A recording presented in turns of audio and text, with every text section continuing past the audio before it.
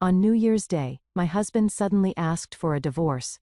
I smiled and agreed without hesitation, even giving up custody of our 2 children because I knew he was about to lose more than just a wife. As the holidays drew to a close, my husband suddenly brought up divorce. I readily agreed and even gave up custody of our 2 children.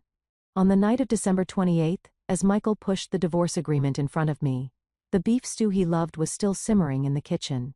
Our 2 children were in the living room watching cartoons, their laughter seeping through the crack in the door. His expression was as calm as if he were discussing what to get at the grocery store tomorrow, not ending our 12-year marriage. "Kate, let's get a divorce. I'll take the 2 kids.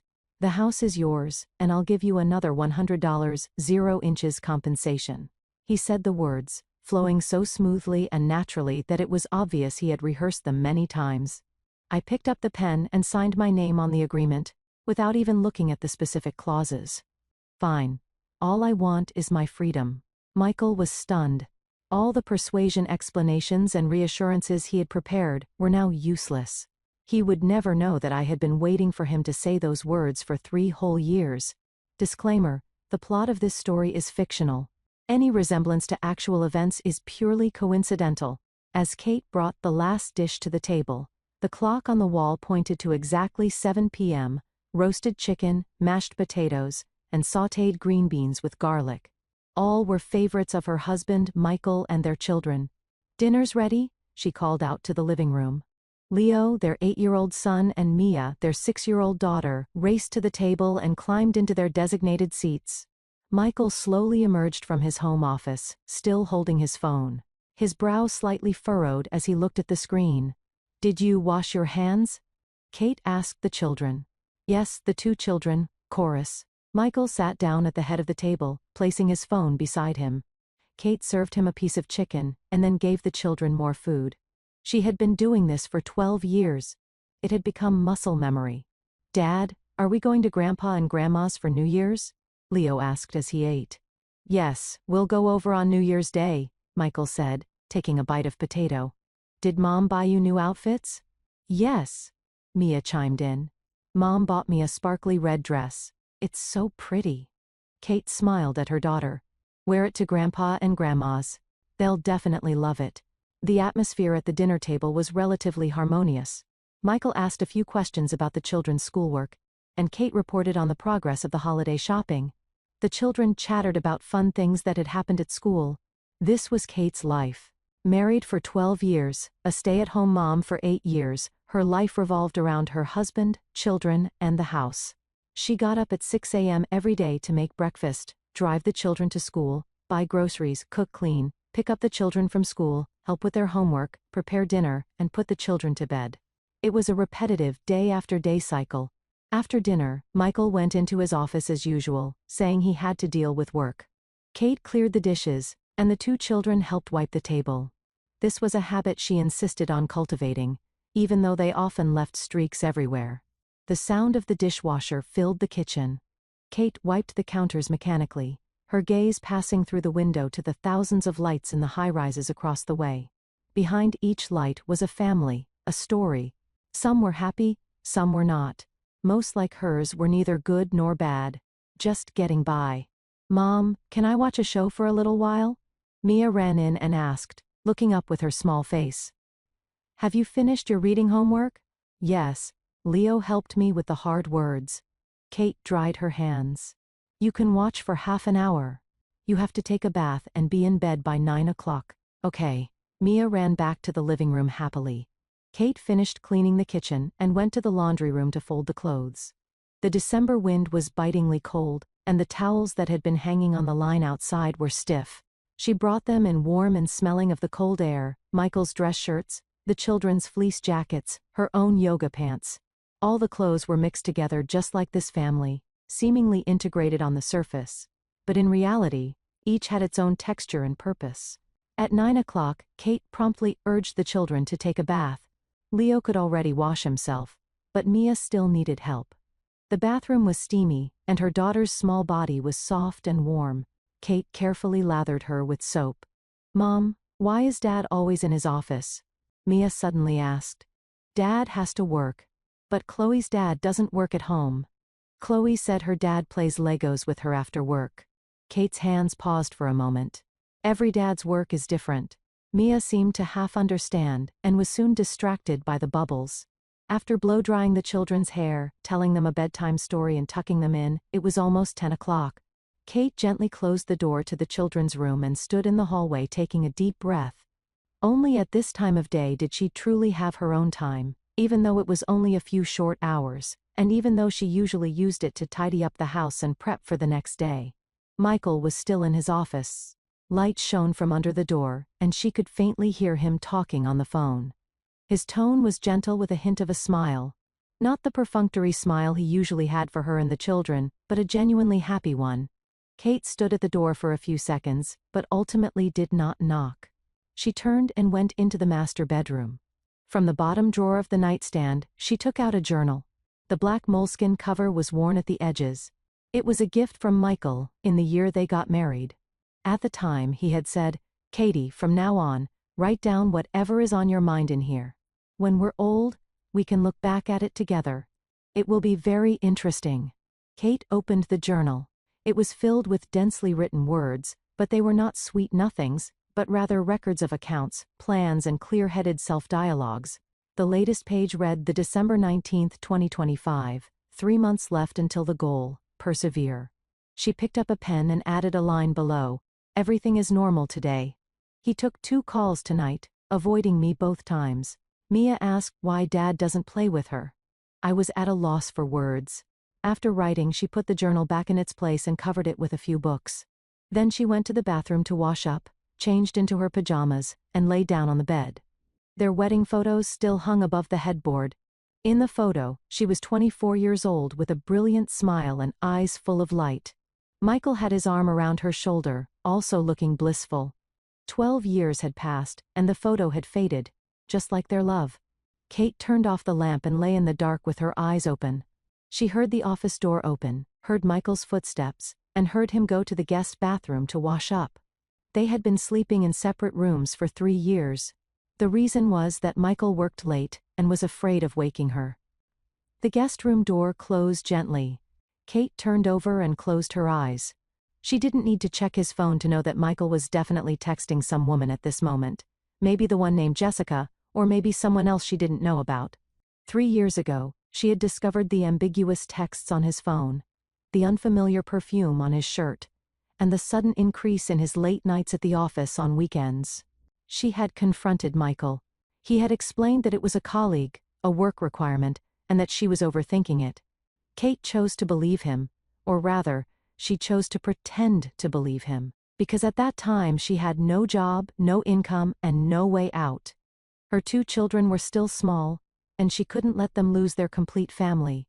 But a person pretending to be asleep will eventually wake up.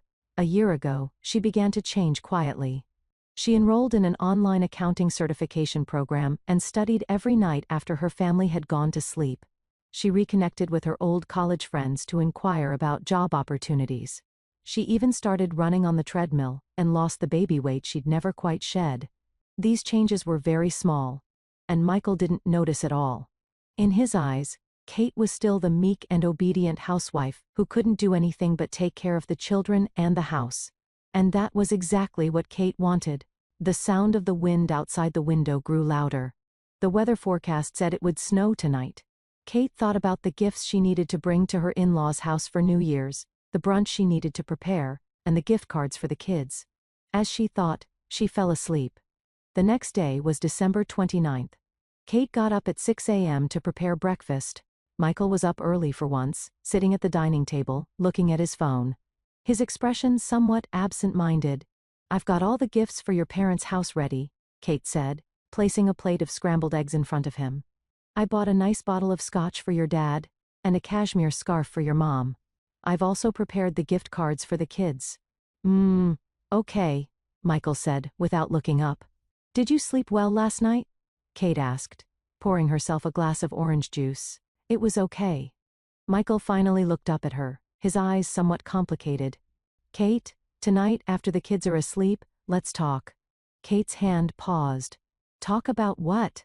"We'll talk about it then?" Michael stood up.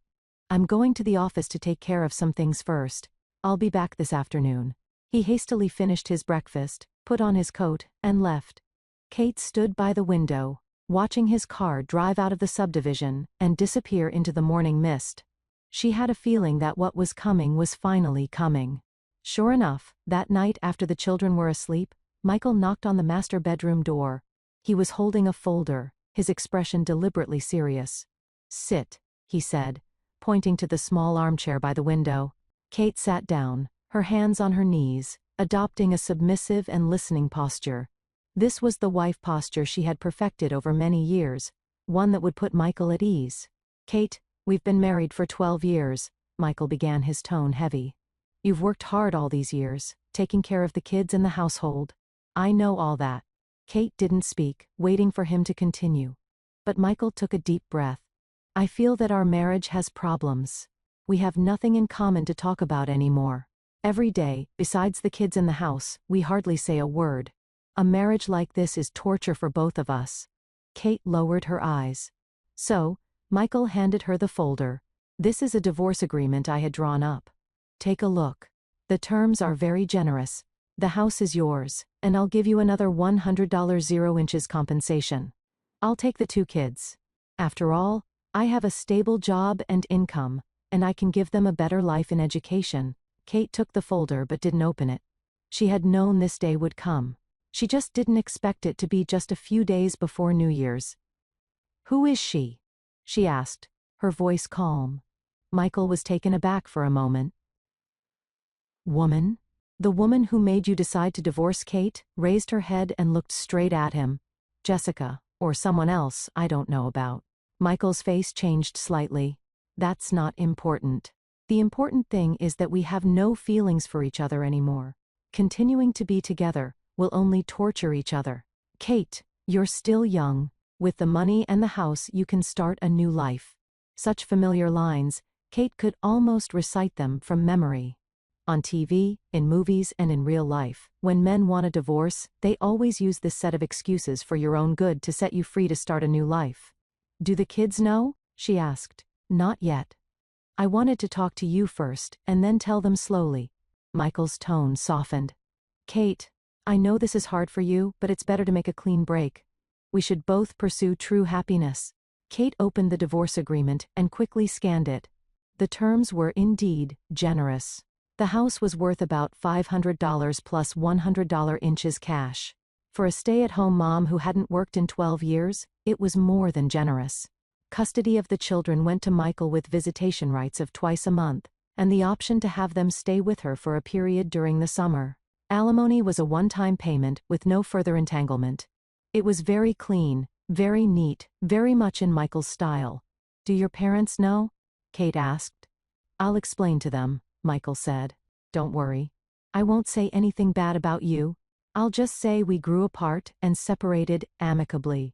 Kate nodded and picked up the pen from the nightstand. Michael clearly hadn't expected her to be so agreeable. The persuasive words he had prepared were stuck in his throat. "Aren't you going to think about it?" he asked. "Think about what?" Kate looked at him. "Think about how to win back a man who no longer loves me. Think about how to maintain a marriage that is already dead."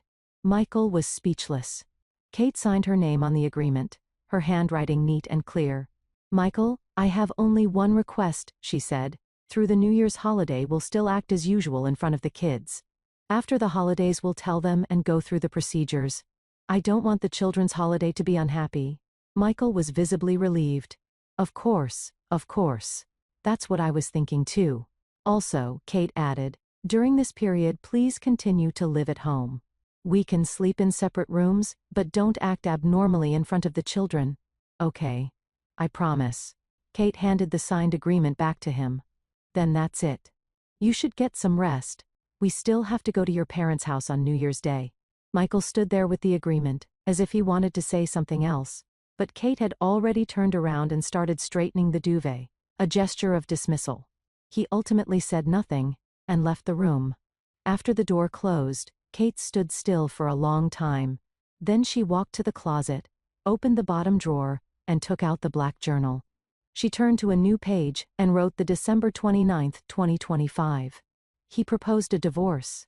I signed. The plan is in motion. The countdown begins.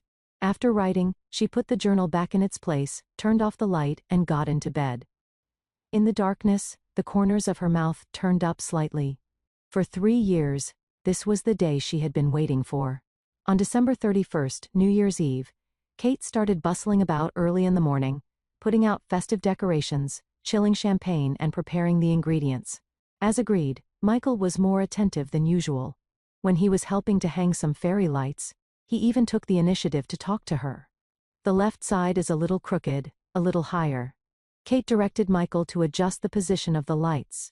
Their hands accidentally touched, and he recoiled as if he had been electrocuted. Kate, on the other hand, looked natural. Okay, that's good. The children were playing a board game in the family room, their laughter crisp. The lively sounds of the neighbors' celebrations also wafted over. The entire neighborhood was filled with a festive atmosphere. Mom, Grandma's on the phone. Mia ran over, holding the phone. Kate took the phone. Mom? Happy New Year's Eve? We'll be over tomorrow afternoon. Yes, we're having dinner at my place tonight. You guys just come over. Okay, drive safe. After hanging up, she glanced at Michael. He was looking at his phone, his brow slightly furrowed, his fingers typing quickly. It was no guess that he was explaining to that woman why he couldn't spend New Year's with her. Kate turned and went back to the kitchen to continue preparing the ingredients. The knife rose and fell on the cutting board, making a rhythmic sound. In her mind, she was silently taking stock. The accounting certification exam was in a month. She had already sent her resume to 3 companies. She had saved $15, 0 inches, a secret account, all saved little by little from the household expenses over the years. It wasn't enough. But it was much better than 3 years ago. 3 years ago she could do nothing but cry and beg. At noon, her in-laws arrived.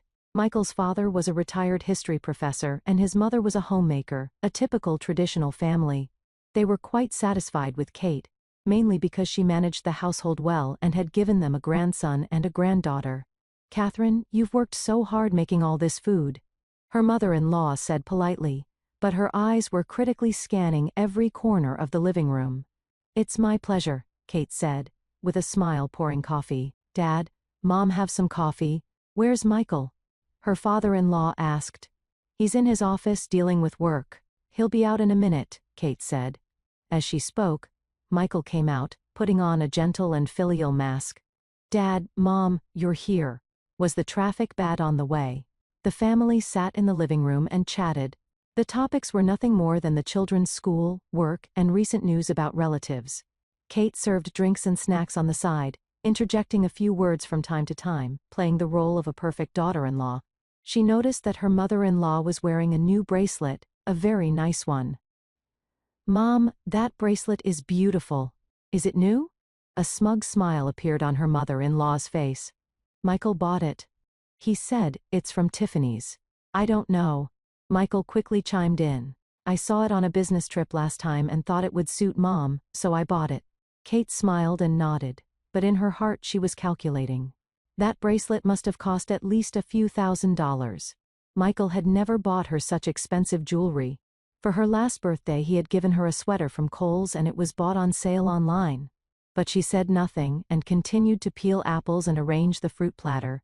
The New Year's Eve dinner was very sumptuous, with a full table of dishes.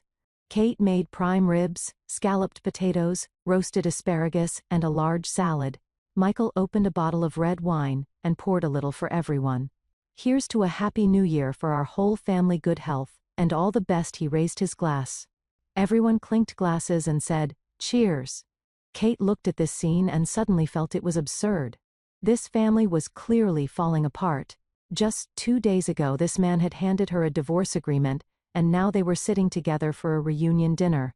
But she smiled very naturally, serving her in-laws, cutting up food for the children, and topping off Michael's wineglass. Her acting was superb, flawless. After dinner Michael played chess with his father and his mother-in-law, watched the New Year's Eve specials on TV. Kate cleaned up the kitchen. The sound of the dishwasher masked the laughter and conversation in the living room. She stood alone at the sink, wiping down the counters. Mom, I'll help you. Mia ran in. No need, go watch TV. With Grandma. Kate patted her daughter's head. I want to stay with Mom. Mia leaned against the counter. Mom, you made so much food today. Are you tired? Not tired, Kate said. As long as you're happy, Mom is not tired. This was half true. She was tired, but she hadn't known what true happiness was for a long time. After cleaning up the kitchen, Kate cut some fruit and brought it out. Her mother-in-law was talking about her niece. She's divorced and has a child. It's so hard. I tell you, women shouldn't get divorced easily. It's always the woman who suffers. This was clearly directed at Kate. In the traditional view, a divorced woman is a failure, especially a housewife with no job. You're right, Mom, Kate agreed. So women should have their own careers and not rely entirely on men. Her mother-in-law was taken aback, not expecting her to say that. Michael also glanced at her. His expression complicated. Catherine has a point, her father-in-law interjected. But taking care of the family is also an important job. Kate smiled and didn't say any more. She glanced at the clock on the wall. It was almost 1:13. Time for the countdown. I'll get the champagne ready. She stood up. I'll help you. Michael also stood up and followed her into the kitchen. With the door closed, only the two of them were left in the small space. What Mom said just now? Don't take it to heart, Michael said in a low voice. I won't. Kate started getting out the glasses. She's right. It's not easy for a divorced woman. Michael was silent for a moment. Kate, I know I'm sorry, but feelings can't be forced. I understand. Kate arranged the glasses on a tray. You don't have to explain. I understand everything. Her calmness made Michael uneasy. The crying, nagging, and bargaining he had expected never happened. Kate was as calm as if she had been prepared to accept all of this long ago. After the holidays, I'll go through the procedures as soon as possible. He said, I won't give you less money or the house. Okay, Kate said. You go be with your parents. I can handle it here. Michael stood there for a few seconds and finally went out. Kate watched his back, a cold smile on her lips. He thought she was submissive, but in fact, she was surrendering. At midnight, the sound of cheers and fireworks rang out. On TV, the ball was dropping in Times Square. The children ran excitedly to the window to watch the neighborhood fireworks. Her in-laws exchanged hugs and well wishes. Michael took out some envelopes. Leo, Mia, come get your New Year's gift. The two children ran over and took the envelope, saying sweetly, Thank you, Dad. Happy New Year, Dad. And here's yours, Catherine. Michael handed Kate an envelope. Kate took it. It was of average thickness, probably a check for a few $100s, just like in previous years. Thank you. Open it, Michael said. Kate opened the envelope. Inside, there was a check for $5,000, and a small card that said, For all you do. Kate understood. This was hush money, a compensation for his conscience, the price for her to divorce him peacefully, and not cause trouble. Thank you, it's too much. She handed the check back. Keep it. Michael held her hand. You've had a hard time all these years. His hand was warm, but Kate only felt cold. She withdrew her hand and put the check in her pocket. Then, thank you. This gesture completely reassured Michael. He thought that by accepting the money, Kate had accepted all the terms of the divorce. He would never know that what Kate wanted was far more than this. At 2 a.m., after seeing off her in-laws and putting the children to bed, the house finally became quiet. Michael finished washing up and hesitated for a moment. I'll still sleep in the guest room. Good night, Kate said. She went back to the master bedroom but didn't go to sleep right away. From the depths of the closet she took out a small fireproof box. Inside were various documents. Her social security card, college diploma, professional certifications, and a few passbooks and bank cards. These were all things she had secretly prepared over the years. The diploma and certifications were her confidence, and the bank accounts were her way out. At the bottom was an employment contract she had just signed last week for an accountant position at a mid-sized firm with an annual salary of $65. She would start work after the holidays. The company valued her 10 years of prior work experience and her recently obtained certifications and agreed to give her a chance. $65. A year might be what Michael spent on business trips, but for her it was the starting point of a new life. Kate put the things back in their place and then opened her phone to check the messages in her study group. She had scored at the top of her class in the final exam for her certification program. The instructors sent her a private message asking if she was interested in pursuing a higher-level CPA license. She replied, "Thank you, I will consider it." Turning off her phone, Kate lay down. The sound of fireworks outside had become sparse with only a few sporadic pops, like the final echo of this marriage. She closed her eyes and scenes from the past 3 years flashed through her mind, the shock and pain of discovering Michael's infidelity, the despair of deciding to endure it, the calmness of making a plan, and the determination of implementing it step by step. The most difficult moments had passed. Now she just needed to follow the plan and take the last few steps. Michael didn't come home until 10 p.m. on New Year's Day, with the faint smell of alcohol and perfume on him. Kate was reading a book in the living room. Without looking up, she asked, "Have you eaten?" "Yes," Michael said a little guiltily. "A client dinner, I couldn't get out of it." Kate turned a page of her book. "The children are already asleep. Keep your voice down." Michael stood in the middle of the living room looking at her calm profile. Suddenly he felt an indescribable sense of unease. This unease had started when Kate had readily signed the divorce agreement, and had grown stronger with time.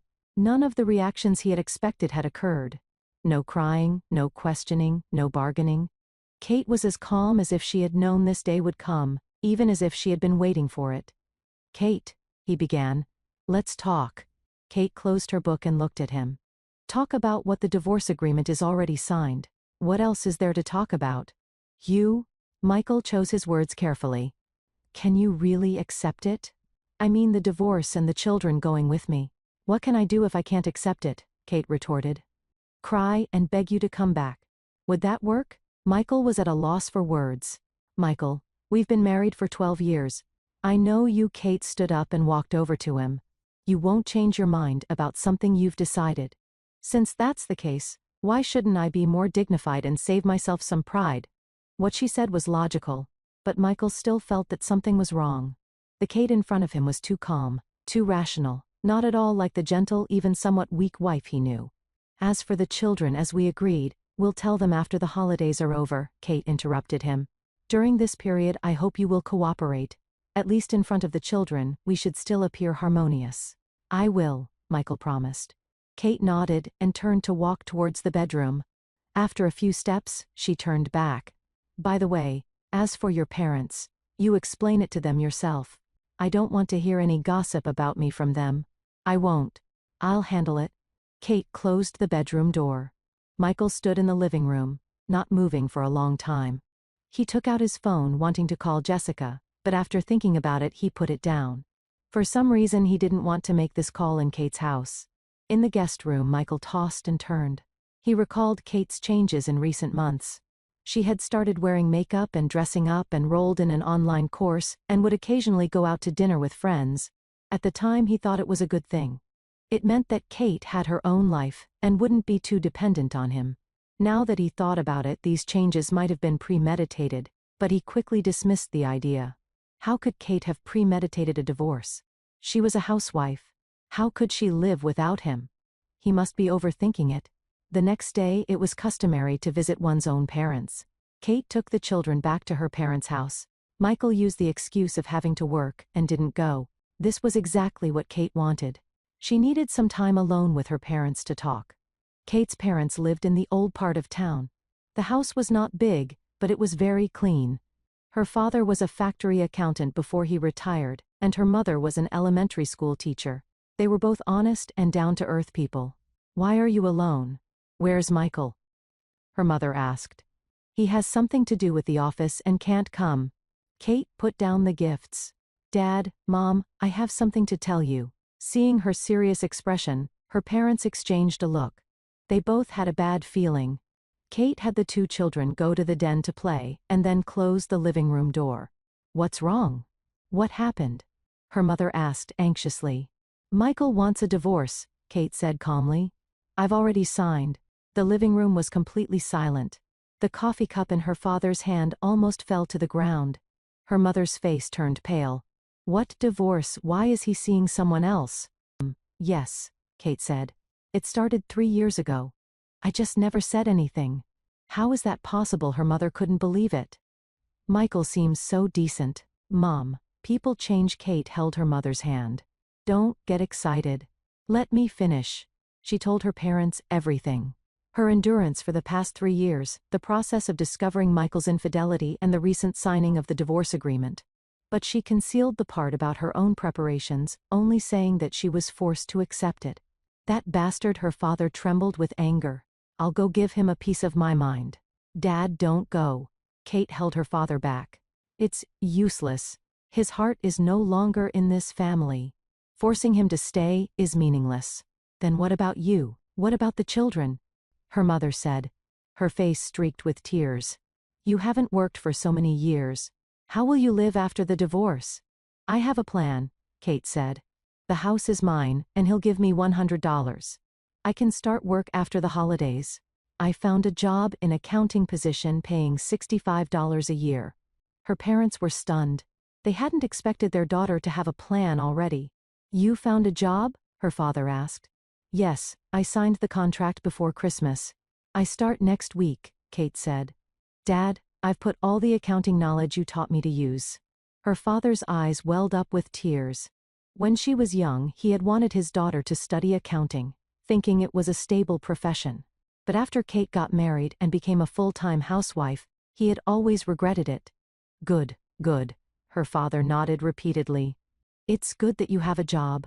With a job, you'll be okay. But the children are with him, Kate said, in a low voice. I've given up custody. What? Her mother became agitated again. How can you give up the children? They are your flesh and blood. Mom, what can I do if I don't give them up? Kate smiled bitterly. I have no job, no income. Will the judge award the children to me? It's better to be proactive and fight for better terms than to be forced to give them up in the end. She paused. And I'm only giving them up temporarily. When I get back on my feet, have a stable income and a place to live, I'll fight for custody again. The law allows for a change in custody. Her parents were silent. They knew their daughter was right, but it was hard to accept emotionally. You've been wronged, child. Her father patted her on the shoulder. It's all my fault for not being capable enough to support you. Dad, don't say that, Kate shook her head. This is my own choice. I'll bear the consequences myself. All I need is your support. Don't go and make a scene with Michael. Don't give him any leverage. Her parents finally agreed. Although they felt sorry for their daughter, they also knew that making a scene would not be good for Kate. This society is already unfair to divorced women, let alone a housewife with no job. At lunch, the 2 children were very happy, completely unaware of the heavy conversation the adults had just had. Kate served her parents peeled shrimp for the children and acted as usual. Only her mother would occasionally wipe away a tear, which Kate stopped with a look. After lunch, Kate took the children to a nearby park. The park was cold in winter, but the sun was good. The children ran on the grass and Kate sat on a bench, watching them. Mom, are you unhappy? Mia ran over and hugged her legs. No. Mom is very happy. Kate patted her daughter's face. But you're not smiling, Mia said. Kate forced a smile. How about this? It's fake, Mia pouted. Mom, did you and Dad have a fight? Children's sensitivity is beyond adults' imagination. Kate's heart tightened, but she remained calm on the surface. No, Mom and Dad are fine. It's just that Mom is a little tired lately. Then Mom should rest more. Mia hugged her. When I grow up, I'll help Mom with the housework, and Mom won't be tired anymore. Kate's tears almost fell. She hugged her daughter tightly, smelling the sweet scent of the child. This little life that she had carried for 9 months, how could she bear to give it up? But she had to. A temporary separation was for a longer-term reunion. Mia promised Mom one thing. Kate said. What is it? No matter what happens in the future, you have to remember that Mom will always love you and your brother. Kate looked into her daughter's eyes. Always and forever. Mia seemed to have understand, but she still nodded. I will always love Mom too. Kate kissed her daughter's forehead, her heart filled with strength. For her children, she had to be strong. She had to succeed. On the way home, Kate received a message from her attorney. Some evidence has been collected, including hotel records and credit card statements. More direct evidence is needed. She replied, Continue. Everything must be in place by the end of the week. The street scene outside the car window flew by. Kate looked at this city where she had lived for 12 years, and suddenly felt it was strange. But being a stranger was also good. It meant she could start over. From January 3rd to the 7th, life went on as usual. Michael still left early and returned late, and Kate still played the role of a virtuous wife and loving mother. But Michael felt more and more that something was wrong.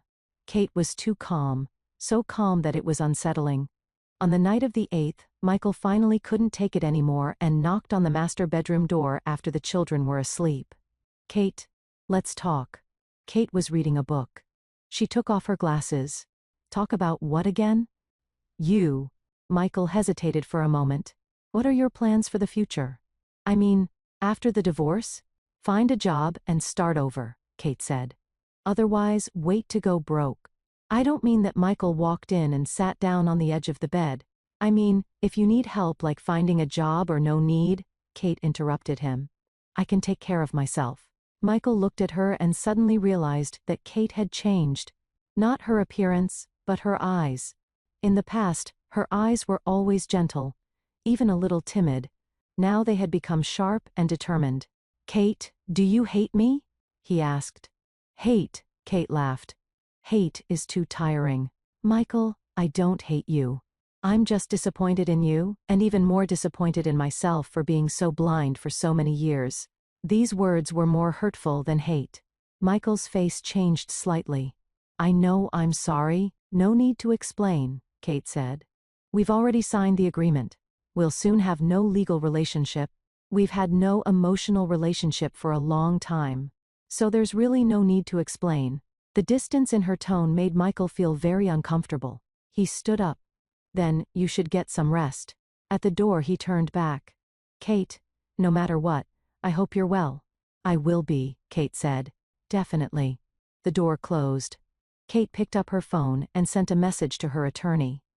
"He's getting suspicious. Speed up the process. Also check his recent large transfers, especially to that woman." Soon the attorney replied, "I'm on it. By the way, the change in his company's shareholding that you asked me to check has a lead.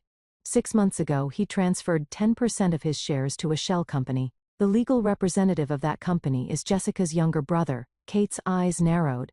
Michael had not only cheated, he was also hiding marital assets. This required an adjustment to her previous plan. $100,000 and a house were far from enough. She replied, "Collect all the evidence, including the share transfer documents, bank statements, and communication records. I'll need them by this weekend." Putting down her phone, Kate walked to the window. The night was dark, with a few scattered lights on the tall buildings in the distance. She remembered that night 3 years ago, when she first discovered Michael's infidelity, and cried all night in the bathroom. At that time she felt like her world was collapsing. But now standing here, she only felt calm and determined. People are forced to grow. Gentleness is because there is someone to rely on. Strength is because there is no other choice. Kate had no other choice, so she had to be strong. On Friday, January 10th, Kate prepared a large table of dishes as usual. Michael also came home for dinner on time. At the dinner table he announced, "Let's go out to eat as a family tomorrow night. I've booked a nice restaurant." "Okay," the children cheered. Kate glanced at him. Why the sudden desire to eat out? "It's the weekend, and it'll be nice to do something special," Michael said, "and we might not have the chance in the future." His words were meaningful. Kate understood. He wanted to play the role of a harmonious family one last time before the divorce, perhaps for his own conscience, or perhaps to leave a good memory for the children. "Okay," Kate agreed. She also had her own plans. After tomorrow, everything would change. Let tonight be the last supper of this family. That night, after the children were asleep, Michael knocked on the master bedroom door again. "Still up?" Kate asked. "I want to talk to the children after dinner tomorrow night," Michael said. "It's time to tell them about the divorce." Kate nodded. "Okay, but I want to be there." "Of course," Michael said. "Kate, thank you. Thank you for your cooperation during this time." "No need to thank me," Kate said. "I'm also doing it for the children." Michael stood at the door hesitating. In the end he only said, "Get some rest. Good night." "Good night." Kate closed the door and leaned against it. Tomorrow everything would end and everything would also begin. She took out the black journal, turned to the last page and wrote the January 10th, 2026. Ready? New life tomorrow. After writing, she closed the journal and put it in her purse. This journal, which had recorded her mental journey for the past 3 years, was her most private witness. After tomorrow, it would become the past. The next evening, Kate began to prepare for the negotiation. She changed into a new sharp pantsuit, put on light makeup and tied her hair into a neat ponytail. The person in the mirror didn't look like a stay-at-home mom at all, but more like a corporate executive. Michael was stunned when he saw her. Wow, where are you going dressed like that? Can't I, Kate retorted. No, I just think it's a bit formal for dinner, Michael said. Today is an important day. It's good to be formal, Kate said meaningfully. Michael thought she was referring to the showdown with the children, and didn't ask any more questions. He didn't know that the important Kate was talking about had a completely different meaning. At 6 p.m., the family set off for the restaurant. Michael had booked a high-end steakhouse with a private room suitable for talking. The children were very excited because they rarely came to such an expensive restaurant. When ordering, Michael was very generous, ordering the children's favorite dishes. He ordered a bottle of Cabernet for himself, and also poured a glass for Kate. It's a special occasion, have a little, he said. Kate didn't refuse. She needed a little alcohol to calm her nerves, although she was already well prepared. Halfway through the meal, Michael put down his fork and cleared his throat. Leo, Mia, Dad has something to tell you. The children looked up at him. Dad and Mom, Michael glanced at Kate. We've decided to separate. From now on, Dad and Mom won't live together anymore. The private room was completely silent. Leo was the first to react. Are you getting a divorce? This word coming from an 8-year-old child's mouth had a surreal absurdity. Kate's heart ached, but she remained calm on the surface. Yes, Michael said with difficulty. But don't worry, Dad and Mom still love you. It's just, we just won't live together anymore. Why? Mia asked, tears welling up in her eyes. Because? Michael didn't know how to explain. Because your father has fallen in love with someone else, Kate calmly took over. He has a new family outside, so he doesn't want us anymore. These words were like a bomb exploding in the private room.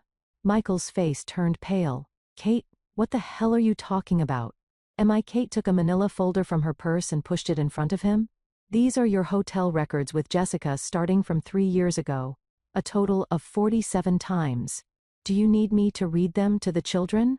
Michael's face turned white instantly. He grabbed the documents, his hands trembling. You investigated me. Of course. Kate took out another document. These are your credit card statements. Last year alone, you spent over $50 on gifts for her. And this, she tapped the final document, is the proof that you fraudulently transferred company shares to her younger brother 6 months ago. With every sentence she said, Michael's face turned a shade paler. The children looked at their parents, completely confused about what was happening, but they could feel the terrifying atmosphere. Kate, let's go outside and talk. Michael stood up, his voice trembling. Why go outside? Kate sat still. The children have the right to know the truth. Michael, you wanted a divorce. Fine.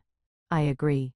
But not according to your agreement. She took out another document from her purse. This is my divorce agreement. The house is mine. The full value of the shares you transferred, estimated at $1.2 million, is mine. In addition, you will pay $200 inches damages for emotional distress, and full custody of the children is mine. You're crazy, Michael hissed. On what grounds? On these grounds, Kate pointed to the evidence on the table. On the grounds of your infidelity. On the grounds of your fraudulent transfer of marital assets. On the grounds of your attempt to deceive me and your children. Michael, if this evidence is submitted to the court, how do you think the judge will rule? How will your investors react? Michael collapsed back into his chair, sweat beading on his forehead. For the first time he realized that he didn't know Kate at all. This seemingly gentle and weak woman had secretly collected so much evidence and laid such a big trap. You knew all along. His voice was hoarse. I knew 3 years ago, Kate said. I didn't expose you then because I had no job, no income and no ability to raise the children alone. But now I do. She looked at the children. Leo, Mia, Mom has to tell you Dad made a mistake, and he won't be living with us. But Mom wants you. Mom will work hard to give you a good life. Are you willing to live with Mom? The two children were already in tears. Mia threw herself into Kate's arms. I want Mommy. I want Mommy. Leo also walked over and hugged Kate's arm. I also want Mommy. Kate hugged the children, her tears finally flowing. But these were not tears of weakness, but tears of release. Tears of victory. Michael watched this scene and suddenly felt like an outsider. This family he had lived in for 12 years. These people he thought would always belong to him had all left him in an instant. Kate. We can talk about the terms. He tried to salvage the situation. There's nothing to talk about. Kate wiped away her tears. Sign this agreement. If you don't, we'll see you in court. At that time not only will this evidence be made public but your company's shareholders and clients will also know. Think it over. Michael knew she meant what she said. If this evidence was exposed, his career would be over. The company was trying to secure a new round of funding. If a scandal broke out at this time, everything would be ruined. He picked up the pen, his hand trembling so much that he could barely hold it. The moment he signed his name on the agreement, he felt his world collapse. Kate put away the agreement and took out another document. This is a supplementary agreement. You will pay $3,000 a month in child support for the two children until they graduate from college. In addition, you can visit them once a week, but you must make an appointment in advance and get my consent. Michael signed numbly. All he wanted now was to get out of here, out of this suffocating place. Okay, you can go now, Kate said. The children are coming home with me tonight. I'll take them to school on Monday. Michael stood up and looked at the children. Mia hid in Kate's arms and wouldn't even look at him. Leo looked at him, his eyes filled with disappointment and anger. Leo, Mia. Dad. He wanted to say something but couldn't. Let's go, Kate interrupted him. Don't make the children more upset. Michael took one last look at them and turned to leave. The moment the private room door closed, Kate hugged the children tightly and burst into tears. This time, it was a complete release. The next morning, Kate woke up earlier than usual. She made pancakes and woke up the children. The children's eyes were still a little swollen, but they were in good spirits. Mom, are we moving today? Leo asked. Soon, Kate said. We'll stay here for a little while. We'll move when Mom finds a new house. But from today on, Dad won't live with us anymore. Mia lowered her head and said in a small voice. I miss Dad. Kate squatted down and hugged her daughter. I know, sweetie. When you miss Dad, you can call him or go see him on the weekend. But from now on, Mom will be the one mainly taking care of you. Okay. Mia nodded. Mom, will you always be with us? Of course, Kate kissed her daughter. Mom will always be with you. After dropping the children at a friend's house for a play date, Kate went to her attorney's office. Sarah had already prepared the documents and was waiting for her to sign. The divorce agreement has been notarized. This is a copy. Sarah handed her the document. The custody change procedures are also being processed. It should be done in about a week. Michael is very cooperative. It seems he was scared by your evidence. He wasn't scared. He just made the most favorable choice after weighing the pros and cons, Kate said as she signed. If it went to court, he would lose more. Sarah looked at her with admiration. Kate, you are the calmest client I've ever seen. Many women would just cry and make a scene in a situation like this. But you knew how to collect evidence and wait for the right time. Because crying and making a scene is useless, Kate said. This world only sympathizes with the weak, but it only respects the strong. I don't want to be pitied. I want to be respected. After signing the documents, Kate went to see an apartment. It was in a complex not far from the children's school. A 2-bedroom, 2-bathroom apartment of 900 square feet. Although it was not big, it was clean and bright, with a south-facing balcony and plenty of sunlight. This is the one, Kate decided on the spot. I'll come and sign the lease tomorrow. The agent was surprised by her decisiveness, but Kate had her own considerations. She needed to move out of that house full of memories as soon as possible, and start a new life. Money was not a problem. The money she got from the divorce was enough for a down payment on a condo, but for now renting was faster and easier. On Monday, Kate reported for duty at her new company. Her colleagues were all very friendly, and her boss was a woman in her 40s who appreciated Kate's competence. I heard you were a stay-at-home mom before, the boss asked. Yes, but I've been studying and haven't fallen behind in my profession. Kate handed over her certificates and transcripts. The boss looked at them and nodded. Good. Our company needs someone like you with experience and ambition. Work hard and you'll have a bright future. Kate was assigned to the finance department. The work was not difficult, but she was very serious. At lunch with her colleagues, they talked about their families. Kate said frankly, I'm newly divorced and have 2 children. Her colleagues didn't show any strange expressions. On the contrary, they admired her courage. A young female colleague said, Kate, you're amazing. If I got a divorce, I wouldn't know how to live. You learn because you have to. Kate smiled, but if I could choose, I would still hope for a happy marriage. This was the truth. Although she was doing well now, who wouldn't want a complete family if they had the chance? It's just that some things can't be forced, so you accept it and move on. The following weekend, Michael came on time to help them move. He looked haggard but didn't say much and silently moved boxes. The children were happy to see him and chatted around him. Dad, will you come to see us often in the future? Mia asked. Yes, Dad will come every week. Michael picked up his daughter. Kate didn't disturb them and continued to unpack. At noon she ordered pizza, and the 4 of them had their first meal in their new home. The atmosphere was a bit subtle, but it was still harmonious. When Michael was about to leave after lunch, Kate saw him to the door. He hesitated for a moment and said, Kate, I'm sorry and thank you. Don't thank me, Kate said. Just live a good life. For the children, you too. Michael left. Kate closed the door and leaned against it. This time it was a real farewell. A farewell to the past 12 years. A farewell to the weak and dependent person she used to be. Mom, are we going to live here from now on? Leo asked. Yes, this is our new home. Kate opened her arms. Come here for a hug. The 2 children threw themselves into her arms. The 3 of them hugged each other. Kate felt that this was the whole world. That night, Kate told the children a bedtime story. A new room, a new bed, a new beginning. The children quickly fell asleep with smiles on their faces. Kate sat in the living room and opened her laptop. She registered a blog called 35 and Starting Over. In her first post she wrote about her divorce experience, her mental journey, and how she went from despair to hope.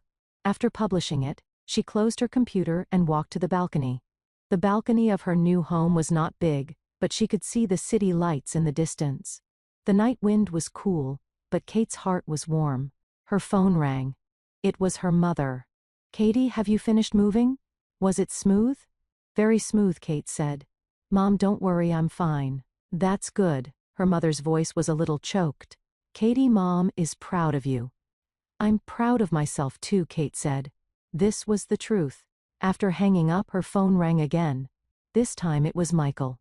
Kate answered but didn't speak. Kate, Michael's voice was very tired. You won. But I have a question for you. Did you really never love me? He asked. Were these 12 years all an act? Kate was silent for a long time. I did love you. Once I loved you very, very much. But love can be consumed, can be betrayed. Michael, you were the one who stopped loving first. You were the one who betrayed first. All I did was protect myself and my children. Suppressed sobs could be heard from the other end. Kate didn't comfort him. Just listened quietly. Once his tears would have made her heart ache. Now they only made her feel ironic. I'm sorry, Michael said. I don't need your sorry, Kate said. What I need is for you to keep in touch with the children. Pay child support on time and not disturb our lives. That is your best apology. She hung up and blocked Michael's number. From now on, they were only legally related. Other than that, they had nothing to do with each other. Back in the room, Kate looked at the children's rooms. The light from the small night light shone through the crack in the door, warm and reassuring. She gently closed the door and went back to her own room. On the nightstand were her professional certifications and work ID. Next to them was a photo frame of the children. In the photo, the 3 of them were smiling happily. Kate lay down and closed her eyes. Tomorrow was another new day. A new challenge, a new hope. But she was not afraid anymore. Because she knew that no matter what she encountered, she could face it, she could overcome it. Because she was no longer the stay-at-home mom who depended on her husband. She was Kate, a 35-year-old single mother, an accountant, an independent woman. This was her new identity. This was her new life. And she liked it very much. When marriage becomes a cage, letting go is freedom. Giving up custody is not giving up on the children, but choosing a wiser way to protect them. A woman's true confidence is not her marriage but her ability to survive independently. Ending a relationship is not scary. What's scary is exhausting yourself in a dead relationship. Thanks for watching. Take care. Good luck.